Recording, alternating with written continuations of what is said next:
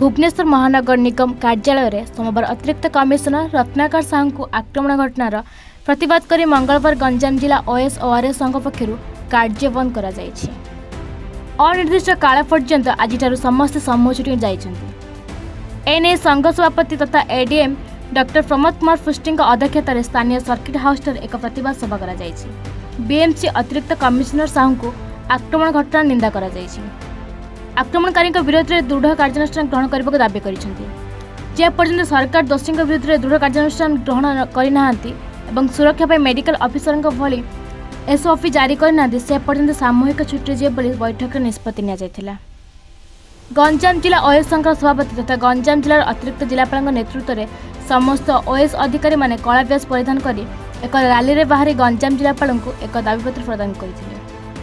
गंजाम जिलार समस्त वीडियो तहसीलदार एवं समस्त ओएस ऑफिसर उपस्थित थे। गतकाली भुवनेश्वर म्युनिसिपल कॉर्पोरेशन आमर जड़े ओएस अधिकारी एडिशनल कमिशनर श्रीजुक्त रत्नाकर साहू उपर जो महिलांक आक्रमण होईची तार आम दृढ़ निंदा करी आज एठी आमर गंजाम जिला ओडिशा प्रशासनिक सेवा संघ एठी मीटिंग करथिले। एही मीटिंग रे आमे समस्ते यूनानिमसली से आक्रमण को निंदा करने सहित से आक्रमण में संपृक्त व्यक्तिविशेष तांकु जो माने से आक्रमण पर उत्साहित कर विरुद्ध रे जेपर्यंत उपयुक्त कार्यानुष्ठान ग्रहण करा न जाइछि आउ ओएस ऑफिसर अन्य सरकारी कर्मचारी जो माने फील्ड रे काम करछन जो भी काम करथांतु तांकर सिक्यूरिटी की सरकार निर्दिष्ट करिना कोनोसी गोटे एसओपी द्वारा जिमिति हमर मेडिकल ऑफिसर पई होईछि सेहीपरि कौन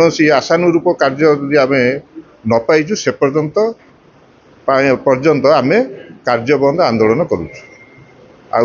वर्तमान ठारू आम कार्य बंद आंदोलन कलु आम गंजाम जिले जिते ऑफिसर्स अच्छा ओएस ऑफिसर समस्त कार्य बंद आंदोलन कले आम मास लिव रे जाउचु आ मास लिव एप्लिकेशन वर्तमान आम गोटे कार्यर विरुद्ध रे गोटे आम रैली करूँ एठू से रैली जाई आमर कलेक्टर को आमर मास एप्लिकेशन दे आमर कार्यबंद आरंभ।